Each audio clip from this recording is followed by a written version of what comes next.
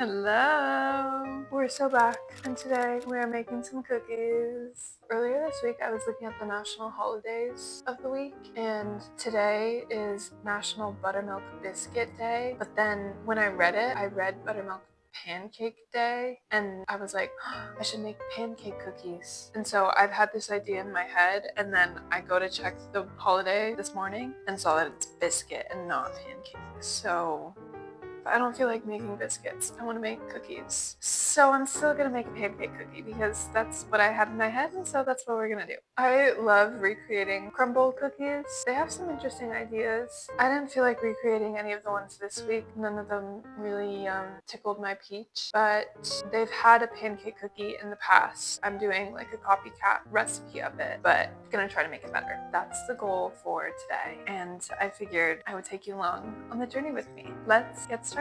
Okay, so I'm going to start by preheating my oven to 350 degrees. There are 3 separate parts to this recipe. There's a cookie, and then like a buttermilk syrup, and then a buttercream frosting that's dolloped on top to look like butter. So we're going to start with the cookies, then the syrup, then the frosting. To start with the cookies, I'm going to start by creaming my butter and sugar. I'm not going to lie, this recipe uses so much butter. It's a very buttery cookie, you know, we're trying to make pancakes here, so I get it, but it's also like I'm using 3 sticks of butter. So it just feels like a little bit of a lot to me, but you know, I'm sure it'll be great. So we need softened butter for this recipe. I just cut it up into little pieces and then microwave it for a couple seconds. By a couple seconds, I mean like 30. I'm also using half normal butter, half vegan butter. I know what you're thinking. Isn't that gonna mess with the recipe? Nah. Okay, we have our butter. I'm gonna pop this in the microwave for 30 seconds. Okay, so after 1 round in the oven, the microwave, good lord, it definitely softened up. You don't want it melted because that will actually make it harder for your cookie to hold shape when it's baking in the oven. If the butter is completely melted, then it's going to heat up even more, release more oil, and spread, versus if it's just softened, then it's able to hold its shape a little bit better. So just 1 round of 30 seconds is good enough for me. I'm going to use 1.5 cups of sugar. 1, 2, 3. Love it. Now I'm just gonna mix. I do have one of those like hand whisks. I don't have a stand mixer, but I do have a hand electric whisker, but I just like to do things by hand. The electric whiskers are annoying to clean. I don't know, baking is just like such a fun process for me that like I enjoy the manual labor. Okay, she's nice and cream. Now I'm gonna add in my eggs and vanilla extract. You'll see why I'm using air quotes in a second. But I need 3 eggs, preferably no shells. Never crack an egg on the side of your bowl. It makes it harder to get a clean crack, and also eggshells are really gross. Cracking it on the side of your bowl, you have more of a chance to get some of those germs into your mixture. So doing it on the counter gives you a nice even crack and keeps things clean. Always wash your hands with soap and water after cracking eggs. Salmonella is a real thing. So the reason I use air quotes around vanilla is because I never actually use vanilla extract. I use syrup. It gives it a much more nutty flavor and makes it taste more homemade. I'm going to do a little bit of maple syrup as well because also these are pancake cookies. So I think syrup is going to play such a better role than just using silly little vanilla extract. Why do that when we can be fancy? You mix that all together. This seems like a really big recipe. I feel like this is going to make a lot. Okay, so oven's ready. I'm not ready for her, so chill out. That looks creamed together. Also, I have a matcha with me.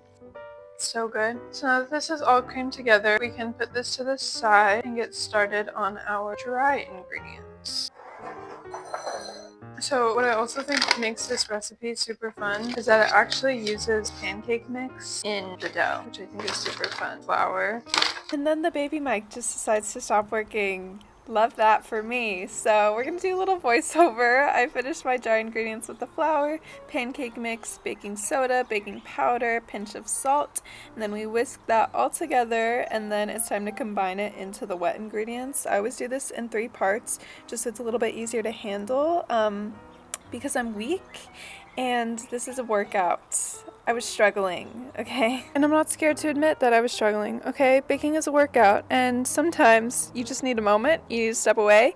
You need to collect yourself and just get back to it. I was fine. I finished combining all of the dough together, and once it was fully combined, we could start rolling it out into little balls onto many pans because, again, this was a lot of dough. I also don't like weigh out my dough at all. I don't care enough, so they're kind of uneven, but it's whatever. Pop those into the oven once they're all nice and rolled out. It's just me talking about how I decide to not do the buttercream frosting because I feel like crumble sometimes literally does the most when they don't need to, and I don't want the cookies to be sickly sweet, so I'm just gonna do the buttermilk glaze instead. So I start that by melting brown sugar and butter over medium heat in a saucepan, add in Greek yogurt, and there's my sister, hey queen. And then once that's all melted together, I can whisk in the powdered sugar to finish out the glaze, and cookies are done. Yay, they look so pretty, like mini pancakes. And then my mic decided to work for like 3 seconds, so here's audio again. Here's what we're working with. I'm trying to think of the best way that I want to glaze them. Just dollop a tablespoon on top. Almost make it look like you're dousing your pancake in syrup. Again, here is our buttermilk brown sugar maple glaze. Oh my gosh, it truly smells so good. So I literally just think I'm going to take a spoonful and just dollop on top. Just like that. And just let her fully pour over. And yep, Mike just decided she was done for the day again, so we're back with the voiceover. I finished glazing all of the cookies. They look so cute. My sister decided to join me for the whipped cream reveal, and I sprayed whipped cream all over her pants, but it's fine. I really love how they turned out though. They actually look like little baby pancakes with some syrup on it. As you can see, it broken in half. It's the perfect cakey texture, and it really tasted like a pancake. I could definitely taste the pancake mix in the dough, and I think adding the maple syrup was just the perfect touch to give you that nostalgic flavor. It really reminded me of just eating the sweetest pancakes in the morning. Oh, it was just so good, but this is just me blabbing about thanking you all for watching. Again, I'm so sorry about this stupid audio. I wish this video could have turned out perfect, but knowing me, this is just gonna keep happening and many other problems, but whatever, it's fine. I still hope that you found it fun and entertaining, and I hope you have the most beautiful day ever, and I will see you in the next one. Thank you all so much. I love you all. Bye!